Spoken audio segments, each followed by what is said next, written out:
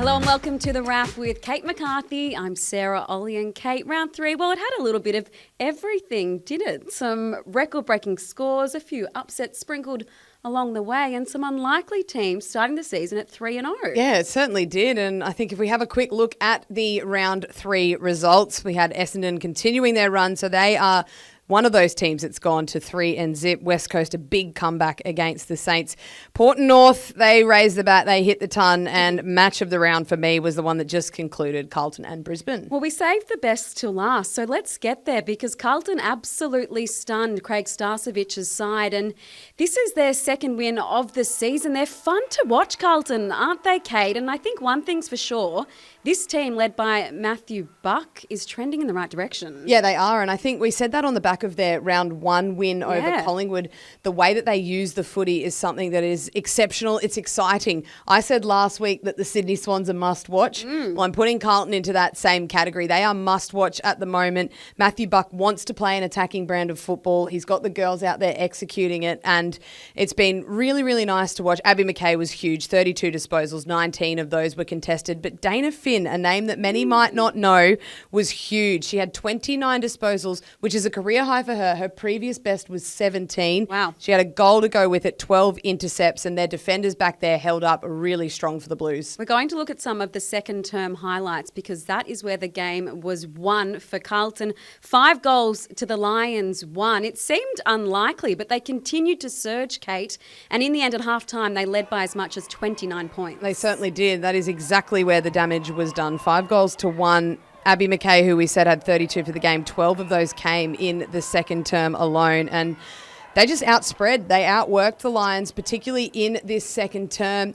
Harrington had a phenomenal game, got right up the ground and took some really important marks late. But I was nothing but impressed by them. They had 41 more uncontested possessions, 28 more marks in this game, 52 more disposals, but 6 more tackles. That is something that you can't often do to the Brisbane Lions, and they almost beat them on the spread, on the work rate that they presented in that game. We might start calling them the box office Blues. And speaking of box office, how about this goal from Keely Shearer? I don't want to say it's goal of the year, but it's going to be up there, Kate. You know this ground well. Just how tricky is that? That is extremely tricky. She was aided by a slight breeze that sort of comes across the face of goal, but you don't want to say it. I'm saying it. That's goal of the year for me. From what we've seen from the first 3 rounds, that is absolutely the top of the pop, and that is going to take some beating for mine. Ooh, let's get to Vic Park. That's where you were a little earlier today for a front row seat to a game that was much closer than many of us anticipated. Melbourne, they keep their unbeaten streak alive, but only just against this incredibly plucky Pies side, Kate. Yeah, they were great, the Pies, and it was essentially a one-on-one game for most of it, and 2 of the biggest one-on-ones there were won by Kate Hoare and Alyssa Bannon. These are a couple of the moments late. This one was a shot after the siren from Grace Campbell, which just hit the woodwork, but Collingwood should be nothing but happy with the way that they played that game. Melbourne, I think Kate Hoare said post-match it was one that they got away with, call the cops, because they were absolutely robbed. The Collingwood Magpies, that's what Kate Hoare had to say. But yeah, it was a phenomenal effort from Collingwood and something that I think was really, well thought out in the coach's box going into this game. They were giving away quite a bit of height as well, and the Pies' defence, they're kind of somewhat unheralded, but you want to sing their praises. Yeah, I want to have a quick look at 3 of the probably not lesser known, but players that really stood up this afternoon for Collingwood. Tani White was one of them. She had 9 intercept possessions, just threw herself at everything and really started a lot of the change of play. Then you've got Annie Lee as well. She had some massive moments in this game, some big tackles. And then Lauren Butler, who was captaining the Pies for the first time this afternoon with the absence of Ruby Schleicher. And did she have a captain's game? They rolled up the sleeves. They were undersized, but they made it so tough for Melbourne in their forward line to get any ascendancy. This one here. Look at Lee just throw herself at that contest, wore the hit from Taylor Harris, brought it to ground, and it went from there. So those 3 really set the tone for me. We're going to stick at Vic Park, and it's time now for Educate. Well, I touched on it before, and I feel like Sam Wright put on a coaching masterclass this afternoon at Vic Park. He saw that the uncontested possession game, if we have a look at the numbers from Melbourne in the first 3 rounds, plus 34 against the Bulldogs, plus 79 against the Saints. They won that category this afternoon, Collingwood. They won by plus 23. They took away the uncontested possessions from the Ds. They limited that handball backwards. So they're number 1 in the competition for uncontested possessions, Melbourne. Took away the handball back, but then they also stopped them from moving the ball how they want to out of their D50. I just want to have a look at one clip that shows their spread, their cover off. So this here is a kick inside forward 50. Really nice intercept mark from Melbourne. And this is where they start their attack usually. They like to chain the ball out. Have a look at Sarah Rowe, Grace Campbell, and the like that have just completely outspread Melbourne here, forcing them back to the pocket. Giving them that is fine. You can allow a team to sort of hand themselves in there. They try and get a little bit of run from behind here with a handball. Then they just played one-on-one football. They win that one-on-one, and Benici goes straight back inside forward 50. So they almost beat them at their own game. They had more uncontested possessions at the end of the game, but kudos to Sam Wright, who I think completely outcoached McStinia in this game, and kudos to the girls too for being able to execute that game plan. There was a scary moment or situation around Melbourne's Shelley Heath. She didn't play out the second half because of an elevated heart rate. This was her coach, Mick Stanier, post-match. Yeah, she'd had a virus during the week, so we're not sure if it's related to that, but the medical team just ruled her out for the game just because of that elevated heart rate. It would be too risky to put her back on the field, but confident she'll be okay. We'll just do some follow-up tests and make sure we've got a proper handle on her health, but confident we're not going to see her missing for too long. And for more updates, head to afl.com.au and the AFL Live app throughout the week. Let's get over to the West, though, because it was a record-breaking day for North Melbourne. You mentioned off the top, Kate, some teams were raising the bat. This was one of them. They broke the record for the biggest ever AFLW score, 114 to Fremantle's 14. It means they won by 100 points, if you don't mind. The first 100-point victory we've seen in the AFLW, and they did it with ease, really. They just changed the ball through Fremantle. They had complete control, plus 94 disposals. They had 22 marks inside forward 50, Sarah. Fremantle only had 19 inside 50s for the entire game. So they took more marks than the opposition had inside forward 50, and their 15th straight win now, another record for North Melbourne, being the biggest streak that we've seen for an undefeated team. And good luck catching them, honestly. This team that we've seen in the first 3 rounds, I don't see that there's much that can stop them in this season. They are wiping teams off the park. They are putting out performances that are just blemish-free, and they are dominating the 2025 season. If one thing is going to stop North, it might be an injury to one of their superstars, and I refer to Jazz Garner. We don't know the extent of this ankle injury, Kate, but I really don't like these images. Darren Crocker, the coach, post-match, said that she'll be sent for scans tomorrow and that they're feeling okay. They think it's just a bad roll, but I don't like what I'm seeing there. No, and straight off the ground, she knew straight away, couldn't take her kick, and then these scenes that we were seeing at half-time, crutches, ice on the ankle. Let's hope that that is what Darren Crocker said, just hopefully a sprain, but it looked pretty bad, didn't it? What about Fremantle? I'm a bit bewildered by them. They finished 5th last year. In fact, they won a final, Kate. If anything, they've been strengthened this year. Ange Stannett, their captain's back. Yara Bowers is also back for the second week in a row. They've been made to look silly by an opposition. 70-point losers to Brisbane last week. 100 again today. And it's the end-to-end transition which they're really struggling to defend. Yeah, it is. It's that ball movement from end to end. We said last week, we sat here and thought, okay, they've given up 6 goals from D50 to forward 50 from that source against the Brisbane Lions. They need to turn that around and turn it around quickly. Well, they gave up 5 goals to North Melbourne. And yes, those 2 teams are teams that if you probably want to win the premiership, you're going to have to beat. They have been a mile off those 2 teams, which is concerning for me. They gave up 16 consecutive goals in this match, which is another league record. And you just can't be giving up that many points against an opposition, regardless of where you're at in your development, but especially when you're a team that I thought would be playing finals this year. And I think we're probably going to have to reevaluate that from what we've seen. They need to take a lot out of these 2 games. They need to review it. They need to improve quickly, because a team that loves scoring end to end as well, the Sydney Swans. Guess who they play next week? The Sydney Swans. So the task doesn't get any better for them. Let's get to Whitten Oval and call this game between Hawthorn and Western Bulldogs. For what it was a slog, just 3 goals collectively kicked, and this was Hawthorn's captain, Em Bates, summing the situation up perfectly post-match.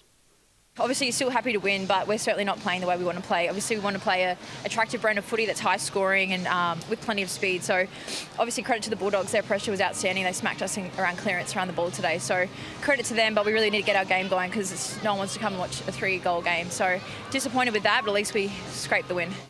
Okay, apart from the fact I just threw to a grab where I was also in it, which is quite unusual. I like your beanie. She said 3 goals. No one's coming to watch a 3-goal game, Em Bates. And I have to agree with her. And I think if this was the one game that you tuned in for the week, and it would have been for a lot of casual viewers with no AFL on this weekend, this was the Saturday night match in isolation, you probably wouldn't walk away with the best feeling. But it's disappointing because across the weekend there were so many great games, huge scores, and it's just frustrating that this was the one that was up in lights on Saturday. Yeah, I couldn't agree with you more. And also kudos to Emily Bates for her honesty post-match. That was, I think, how we were all feeling watching this game. And Hawthorn last year, they shot up the ladder by being able to play this exciting brand of football, by spreading the field, by essentially cutting teams up by foot and handball receives. And now that other teams have started to work them out and pressure them and go really one-on-one or try and pressure them at the source, they haven't worked out how to get the game on their terms. We've seen their first 3 games this year be really scrappy affairs. Yes, they've got the win in all 3. So, yes, they're getting the wins on the board. But from a viewer's perspective, it's been almost unwatchable, especially last night. That was really disappointing. But the 2 key areas that I think they're really starting to realise is they've lost Jazz Fleming, who is just the polish. They win the ball inside, so Eliza West, Emily Bates are strong inside mids, getting the ball out to Fleming, who's a huge metres gain player. She can deliver the ball inside 50 beautifully. They've struggled to cover her, but they've also struggled to cover the loss of Aileen Gilroy. I think many have forgotten how good she is at getting the ball forward, getting it out of congestion, and her change of pace as well. They need to find a couple of players that can fill that void because they're a bit one-paced at the moment. They're not withstanding the pressure from other teams, and they are 3-0, but they need to improve and they need to find a way to get through this next little period without those 2 players. That is the silver lining. They do remain undefeated, and sometimes you do have to just scrap a win. I'll tell you what, though, Port Adelaide didn't scrap one against Gold Coast. In fact, at Alberton Oval, they recorded a 68-point victory, and the player of the game, and indeed the player of our round, is Matilda Scholes. Kate, when she is up and running, it is hard to find a more attractive player. I know unicorn gets thrown about way too much, but how many rucks can do that? Matilda Scholes is amazing. How many rucks move the way that Matilda Scholes does? Like, there's a few that we've thrown around in the men's game that are unicorns. Well, throw all of them out. They are not unicorns compared to Matilda Scholes. She is just someone that... She's such a silky, smooth mover, whether it's that connection piece, whether she takes a mark at the top of 50 like that, feeds it in, whether she wins her own clearances. She had 7 of them, took 8 marks, 710 metres gained, 14 score involvements of her 22 disposals and 4 goals herself. Is she not the most marketable player in the competition? She's right up there. In fact, she's got more Instagram followers than Port Adelaide's W team does. I don't know if that's a metric to go by, but she is so captivating to watch, and off the field, plenty of fun as well. There wasn't so much fun for Charlie Rowbottom, who is one of the Suns' stars, the 22-year-old with a bit of a shoulder concern there, Kate. You can see her grabbing at the right shoulder. She gets it restrapped. She comes back out, but she was ginger as hell. Yeah, I mean, first of all, the toughness and the ability for Charlie Rowbottom to get that taped up, to not be moving the way that she clearly normally does and still finish the game because they were down a couple on the bench to start with. That just shows what a warrior she is. But it looks like a little bit of an AC. We'll obviously wait till the injury reports come out on Tuesday, but usually with an AC, if it's a low grade, you can get an injection, tape it up and play through. So that's what the Gold Coast Suns will be hoping for. So fingers crossed they don't lose yet another player to injury because they had a couple more go down. They lost Claudia Whitford pre-game as well as a late out. So all sweating on that injury from Charlie Rowbottom. Now, who's one of my favourite players? It would have to be Ella Roberts. Ella Roberts is one of my favourite players, and her stocks continue to rise because it was a masterclass in the 4th term at Moorabbin from the young, precocious Eagle. Kate, take us through some of these moments and some of the numbers. Oh, she was unstoppable. It was almost like we were saying earlier, Sarah, that In the first 3 quarters, she let everyone else have their moments. And then in the fourth, she said, all right, guys, come on, just hang on a minute. I'm going to do everything I can to win us this game. And she did win them the game single-handedly. 7 disposals alone in the fourth term, 2 goals, 5 score involvements. So she had a hand in every single one of the Eagles' scores, bar 1 in that fourth Not term. bad. Gets them over the line, 23 disposals to finish the game. And I know you started it, but I am well and truly on the Ella Roberts train. Come along. Oh, please Come have me, along. because she's just outstanding. I'm running out of superlatives to describe her football, and you must watch Ella Roberts when she plays. 5 unanswered goals for Daisy Pearce's side, so they record their second win of the season. St Kilda weren't without their highlights, though, and Janome Anderson is a bit of a highlight machine. And how about this 60-metre goal, Kate? Yeah, well, she picks it up inside the square. There's no one home, so she says, hang on a minute, I'm going to run past 4 of you and actually pick up this footy or soccer it myself and get it through. That is a huge set of wheels for Janome Anderson. She kicked 2 for the match, but that is one that is going to be a huge highlight for the season of 2025, because you don't see many get on the end of their own kick. Does she get the score assist? How does that work? Well, surely she gets a score assist, a score involvement, obviously, to go with it, and the goal as well. And the best thing, 2 disposals in a passage of play. Not bad at all. Let's head to GMHBA Stadium yesterday, where the Swans, they came from 3 goals down to just beat Geelong by 5 points. This was a wild game of momentum swings, Kate, and in the end, the Cats, they left so many chances out late in the term. Yeah, they did. They gotten to the point where they were sort of back in it, but then the last 30 seconds, they had to roll the dice. It was an extremely exciting play if we have a look at it here. And both teams played really attacking footy in this game. You can't take it away from either team, but it sort of had this feeling that they needed the goal to equalise, and they just willed the ball forward. Really nice handball chains, and we got to see some of the best of Geelong yesterday at GMHBA. Obviously, Sydney continuing their run, but just couldn't finish in front of goal, Jackie Parry. So they ended up going down by the 5 points. Heartbreaking at the end, but Sydney, they just continue to get better and better. Most people coming into this game had said, yep, they've had 2 really good wins, but they hadn't really played in opposition. And yes, Geelong yet to win a match, but for me, they are probably the best team that's still undefeated in this competition. But Ali Morfitt, she's back to some of her best football. Montana Ham looks like she is ready to rip this competition apart. 15 disposals, 1 goal, 2. And Sophia Hurley as well for the Swans, 27 disposals and a goal. It's the young guns that are just putting their hand up and showing why the Swans are on the rise. Now, you're not too nervous about Geelong, even though they're 0-3. Let's look at the next little batch of games for Down Lowther's side, because they are quite winnable, aren't they? Yeah, I feel like in 3 weeks' time, we could be sitting here and saying, okay, they were 0-3.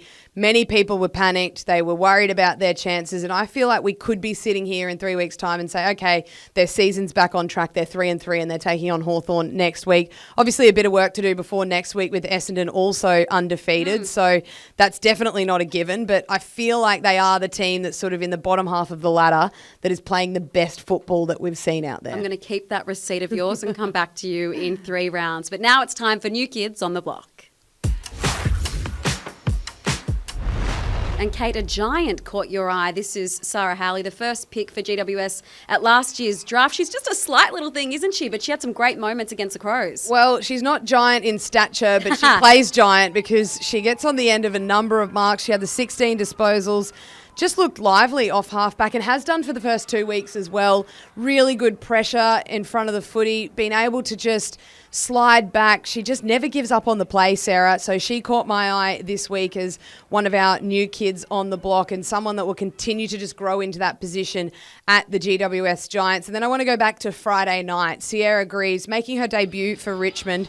My question to Richmond is, why have we not seen Sierra Greaves until round 3? Where has she been? She has been ready to go. She played across all 3 lines on Friday night, had 18 disposals, had the 4 marks, 4 tackles as well, kicked the 2 behinds, could have kicked a couple of goals, which just would have been the cherry on top. But her ball use, her attack on the footy, her ball use in the forward half, just some beautiful kicks to get the Tigers out into space. And she's someone that you feel like her and Mon Conti are going to form quite a nice little combination at the Tigers through the midfield, the more and more she plays her footy. So I want to see more of her. I'm not sure why we haven't seen her up until this point in the season. But it's a problem for Richmond because they now go to 0-3. The season is certainly getting away from Ryan Ferguson's side, and there's a bit of a pattern forming, not a great pattern either when it comes to the inside 50s, Kate. Yeah, we spoke about their ball use last week, and these clips are just damning in the sense that they're trying to do the same thing over and over and getting the exact same result. So what do they call that?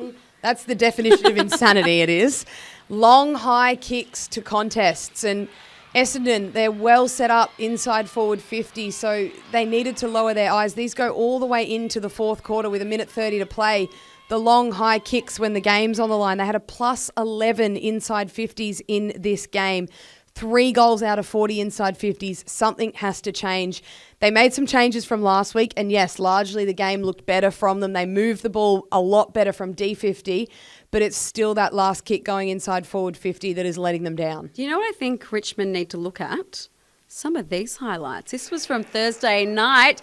Don't think that we weren't going to bring this up, Kate McCarthy, because you were out there in the Legends game, absolutely running amok, breaking Bob Murphy's ankles, kicking, 3 goals? 3 goals, yes. But how fun. I could not have had more fun on Thursday night. It was for a great cause, obviously, for prostate cancer, raising some much-needed funds.